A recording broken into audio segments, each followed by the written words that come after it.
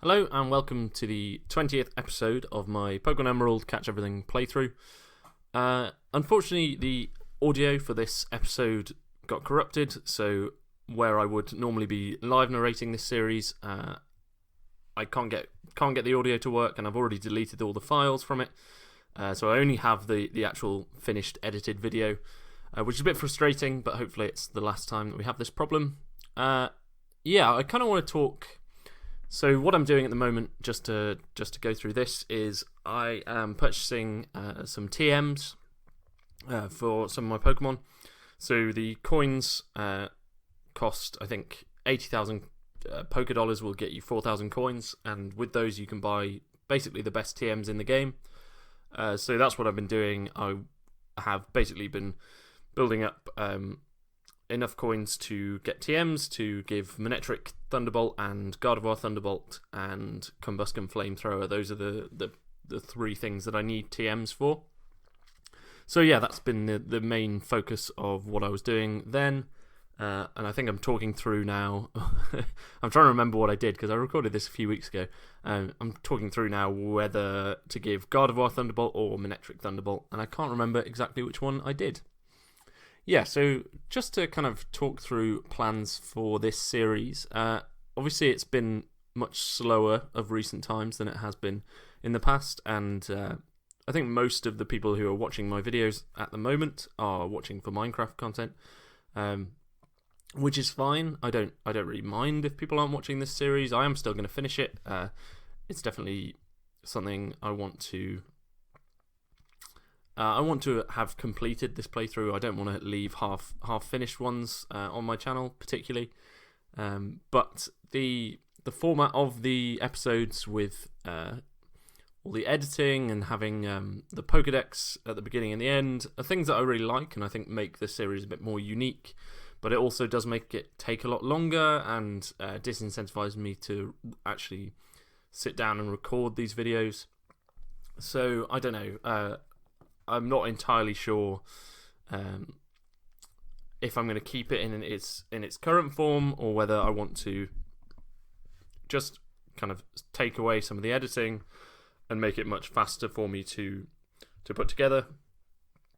As you can see, sorry, going back to the gameplay, I gave Manectric Thunderbolt. Manectric gets Stab on it, and so it's definitely worth giving that. And I also give it to Gardevoir because there are so many water types. So the only TM I need to be saving up for now is the Flamethrower TM for Combusken and or Blaziken once we get to Blaziken. Yeah, so kind of as I mentioned, I may be looking to change up how I'm doing this series. Because putting all that effort into the gameplay and stuff is not necessarily something I want to keep doing if not many people are watching the series, and if it's putting me off recording it, then I don't want to do that. But it's something I need to think about, because I do enjoy video editing and doing that side of things, and producing graphics and stuff, and that this series does give me an opportunity to do that, so possibly it's worth keeping.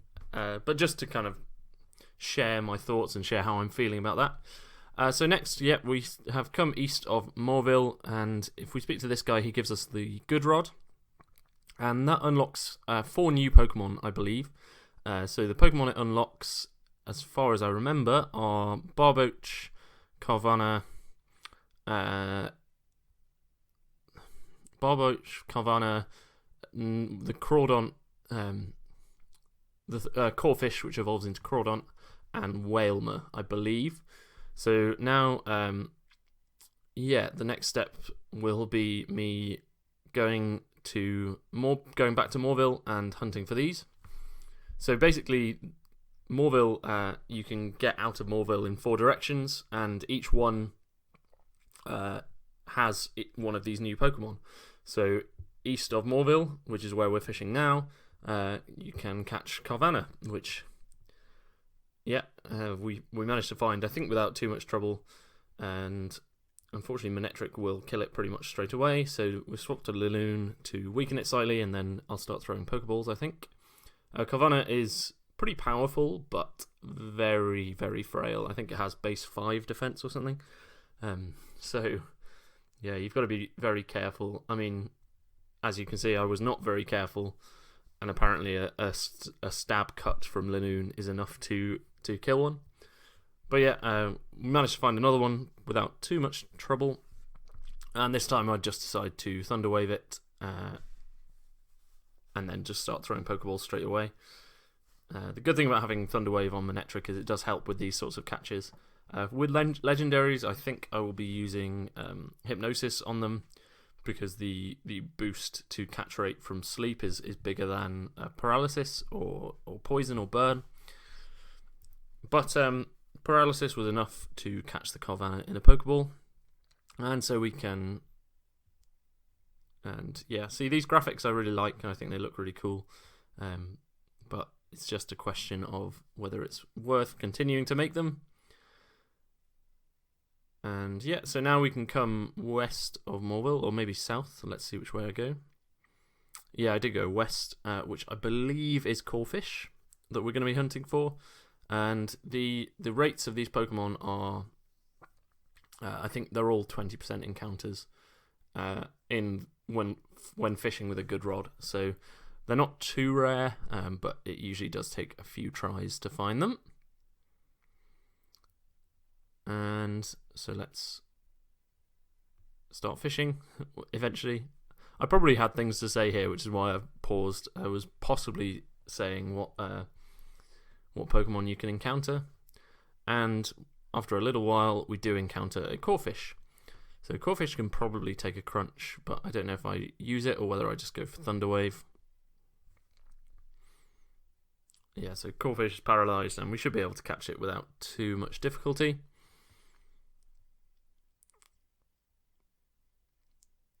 Yeah, so as I kind of mentioned, not that many people are watching this series, which is absolutely fine. I also only have 10 subscribers, so it would be a bit absurd to expect a huge number of people watching. But yeah, I don't know. We'll see. I would like to finish. I'm definitely going to finish the series. It's just a question of whether it finishes looking exactly the same as it does now, or whether I decide to put a little bit less work into the editing side of things, particularly. But yeah, so after catching Corfish, we now come south of Morville, and we are going to be able to get hold of a Whalmer, I hope. That's the Pokemon we can catch down here.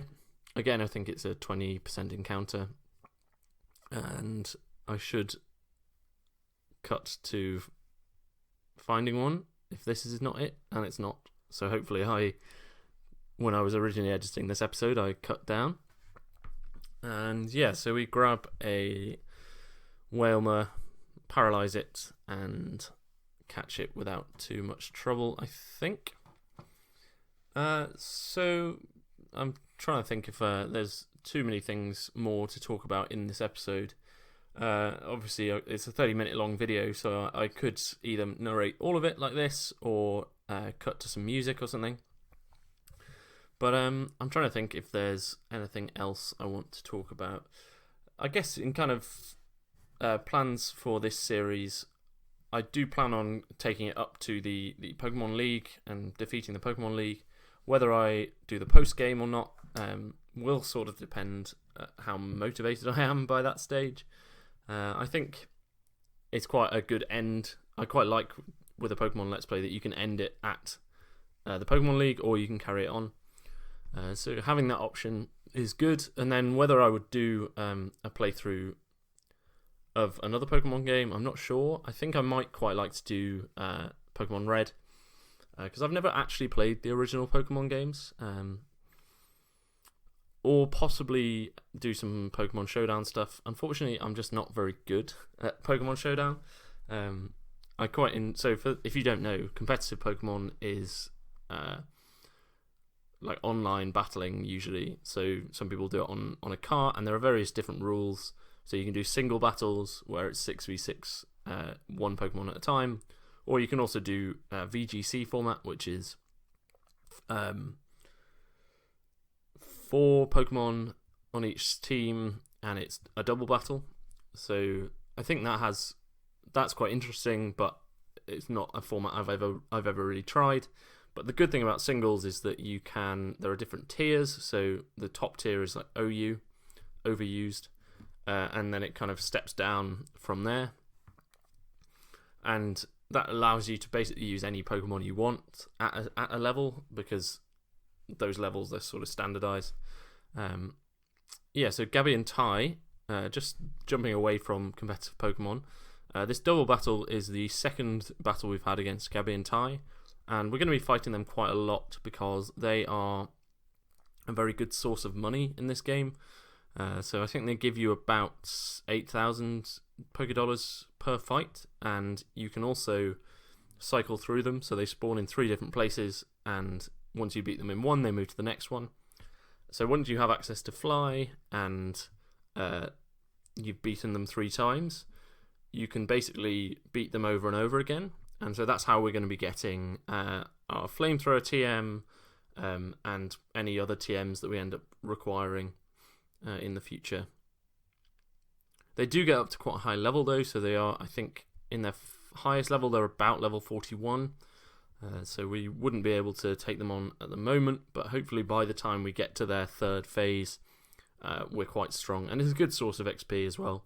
XP and money, should we need it. I switched into Slackoth for some reason. I think just because I was confused and didn't want to hit myself. And also I am training up Slackoth to evolve into a Vigoroth and then possibly into a Slacking as well, just to complete some extra Pokedex entries. The other thing is that our team is quite over-leveled at this stage. As you can see from most of the battles, we're a few levels higher than anything else we're facing. And that's just kind of one of the issues of grinding out so many wild Pokemon, is that because I usually kill the wild Pokemon for experience, suddenly my team is kind of constantly over-leveled. But yeah, going back to competitive Pokemon, 6v6 format is my favourite format, and OU tends to be what I play, but I haven't played for a while. A lot's changed since I was playing, because I restarted playing at the beginning of this generation, and since then there's been new Pokemon released in a few different phases. So I think the last time I played a decent amount was before Zero Aura was added to the metagame, and if you are aware of the newer generations, there's been a lot of changes and a lot of things have been added and taken away that there's quite a lot to learn and get back into. But possibly it'll be a fun thing to do as one-off videos. I think it's always good to have one-off videos that you can record. I'm waiting to. I haven't actually. So I recorded this video originally a few weeks ago, and I haven't recorded the next episode yet because I wanted to catch up on posting all of these, and also there's quite a lot of work in the next episode because I will be hunting a Milotic or a Feebas at least.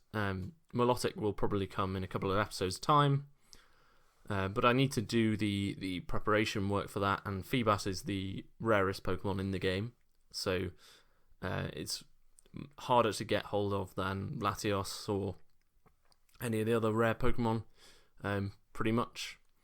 One thing I would quite like to do is the events in this game, but I need to look into how to get hold of the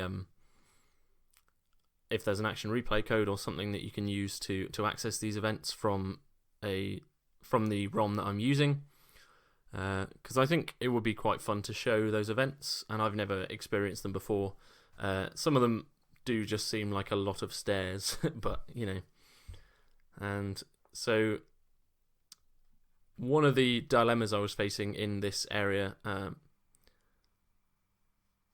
is that I'm now showing on screen the Pokemon you can catch. So Zigzagoon, Manectric, Linoon, Wingull,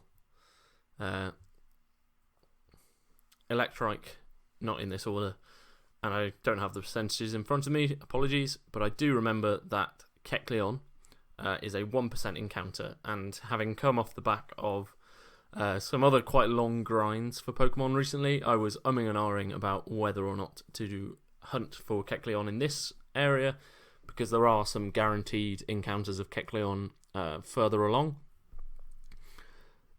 And so it would be a violation of my rules, because I said I wanted to catch every Pokemon in an area before moving on to the next one. But it would also save me some time, so I will not spoil it about which way I decided to go in the end. But there's the dilemma for you just to set that up. Yeah, and then in terms of non-Pokemon games, to kind of keep talking on what the plans for the channel are, most of what's happening on screen is fairly self-explanatory. Bird Pokemon getting murdered by a very strong electric type. But in terms of non-Pokemon plans for the channel, I'd potentially quite like to do a Borderlands playthrough, just because I own Borderlands on Steam and it's always been in my plans to play through it.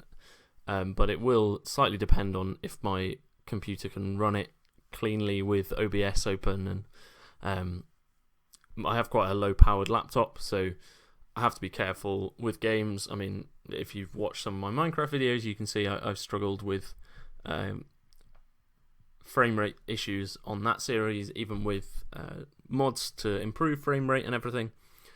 There are limits to how much you can do when you have quite a poor computer, but hopefully that's something I can upgrade in the future. And I don't know how long I'm going to keep making videos for. It's been quite a fun project over lockdown, over with everything that's going on. I've specifically not talked about this in videos because I don't think people are watching Pokemon Emerald Let's Plays to have in-depth discussions about COVID-19.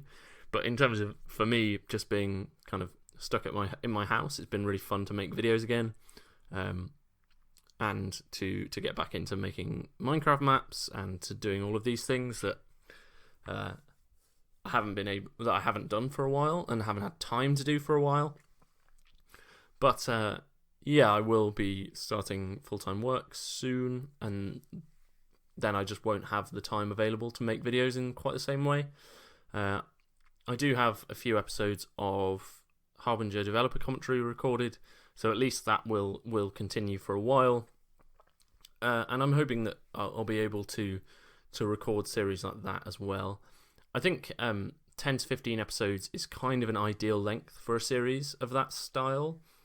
The problem with doing something like a Borderlands, or I follow a few channels that have been doing Last of Us 2 Let's Plays, and they're into their kind of 50s and 60s, and that's fine, I suppose, but that is, for me, too long to be in one game. I would prefer to be doing shorter ones. That being said, Pokemon Emerald's quite a long game, especially when you play it the way I have, so perhaps I'm just being a hypocrite on that front, but we'll see. I would also like to do a couple of playthroughs of other Minecraft maps, maybe CTMs, but again, probably not full-length CTMs. But if there's any kind of mini maps or proof of concepts or anything that I think are interesting, I'll probably play them on the channel, and yeah, that should be able to provide some variety of the content. I've also obviously been working on the Minecraft Let's Play as well, which is a slightly different beast to me. That's something that I get bursts of motivation to play Minecraft Survival, and when I get those, I will record an episode usually. But I don't want to ever force it with that series, and I also, because there's no clear end point to a series like that, I don't feel the need to make one. I don't feel the need to say, okay, I will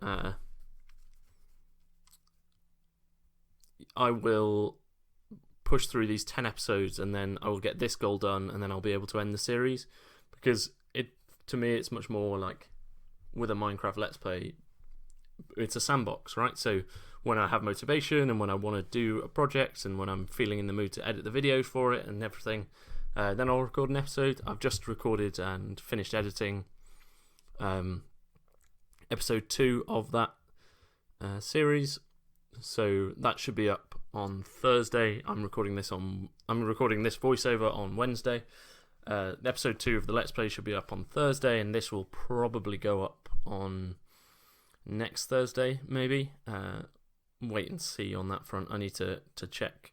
I don't want to post videos any more often than 2 or 3 times a week, just because I won't be able to keep up with that rate, and I think it's better to be sort of consistent about when I'm uploading and what I'm uploading, rather than aiming to upload every day, for instance. I could do that for a couple of weeks, and then after that I would probably run out of videos and run out of motivation. And also just uploading the videos is a bit of a nightmare, because it takes about 5 hours on my internet connection to upload a 45-minute video, which I can usually do one overnight, but if I do 2, one of them will fail usually. So yeah, one at a time overnight just quite severely limits how often I upload as well. So there's various tech issues which hopefully I'll resolve in future, but things I have to kind of work with at the moment. So yeah, here we are at the Berry Master's house, just to dive back into the game, and the Berry Master is going to come in handy mostly because of all these berries and berry places. I'm going to need berries to evolve into a Milotic, and that berry patch is really useful for growing a large number of berries.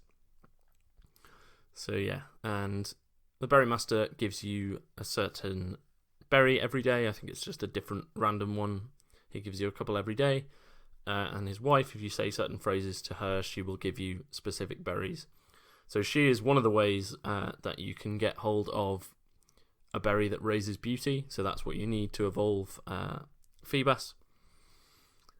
And she will give you one, but only after you've defeated the Elite Four. So in order to get hold of a berry that will raise your beauty before the Elite Four, you have to get hold of a wiki berry from a trainer in a couple of routes' time. And she gives you a berry that depends on your trainer ID. So if you remember back to episode 1 when I was resetting, you probably won't remember this, but in episode 1 I was resetting for a specific trainer ID, and the reason for that was to get I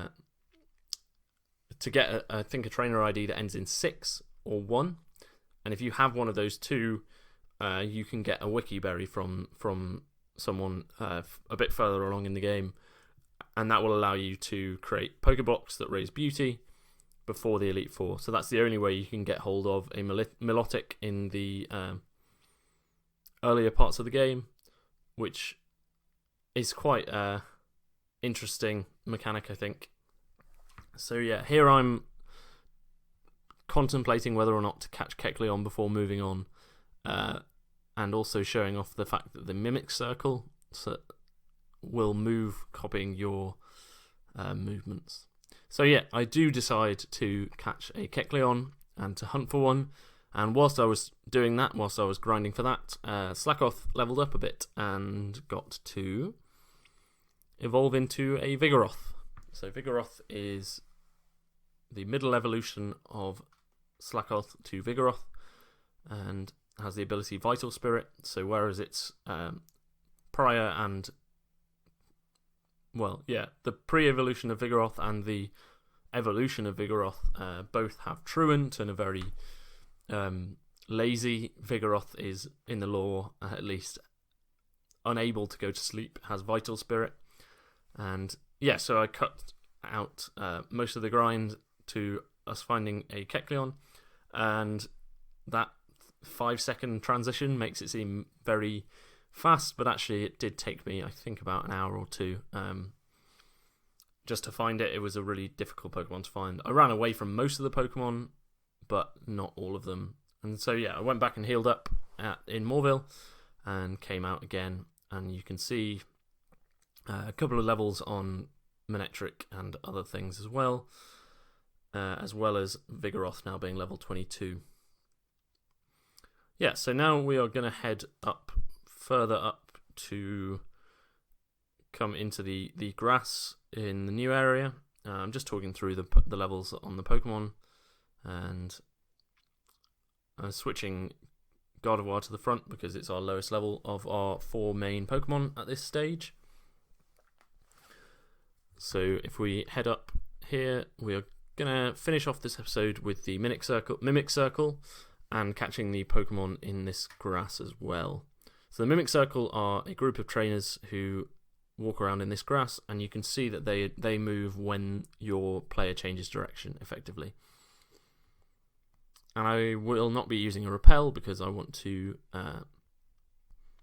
I'm looking for a couple of Pokemon in this grass, particularly looking for a Tropius, I think. I think I have every other Pokemon that I would need, but I maybe need to catch a second Oddish as well, which is why I weakened it.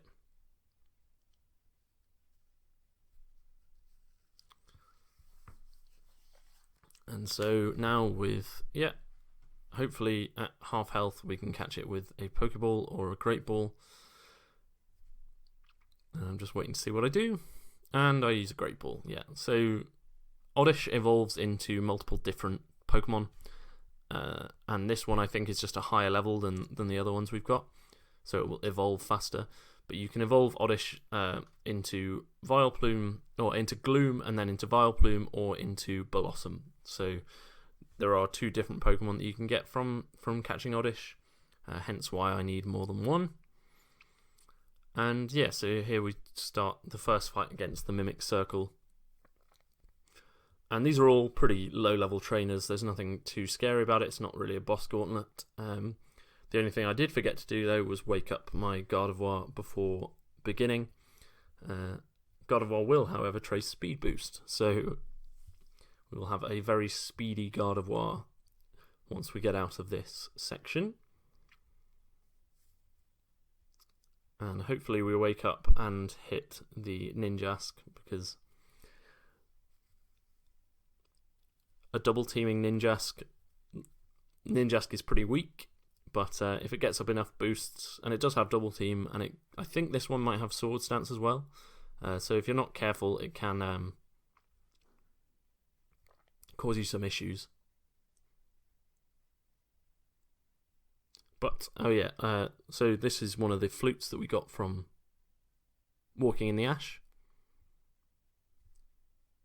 and so we can use that to wake up. We've got 3 flutes, and there's one for waking up, one for confusion, and one for attraction.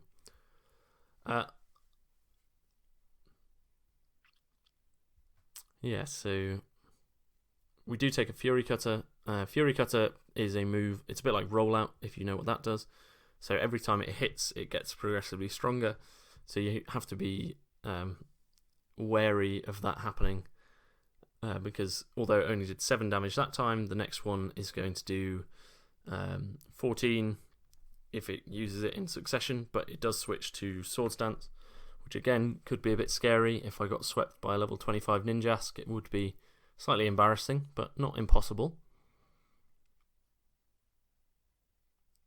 And Fury Cutter does quite a lot more now that Ninjask has a Sword Stance up, but thankfully Gardevoir hits Thunderbolt and Ninjask goes down. So we should now be able to carry on with the Mimic Circle and head over to the left where we take on... And there are also some hidden items in the grass here, which is what I'm looking for. So these kind of empty patches, some of them have hidden items in, so it's worth keeping an eye out for those as well. So now, I'm talking through some of the Pokemon available apparently. So Oddish, Zigzagoon, Linoon, Tropius, and which is a new Pokemon that we want to catch. And then finally, I believe we can also get a Kecleon in this grass as well at 1%. So Tropius, I think, is 10% or 20%, so it shouldn't take too long, but actually did end up taking me a little while. Just the nature of RNG, I suppose.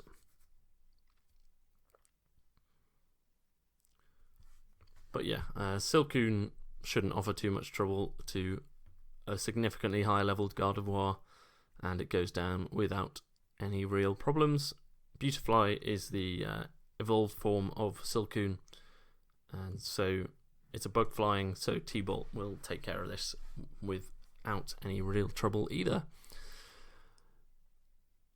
Yeah, I'm trying to think if there's anything else I want to talk about particularly. I talked about kind of future plans for the channel and what we're doing in this video.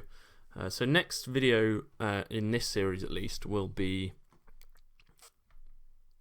hopefully finding a Feebas. So we'll finish off the rest of this route and find a Feebas hopefully, and then maybe get to breeding it. I want to give Feebas egg moves, or one egg move particularly, Hypnosis, which is part of why we caught a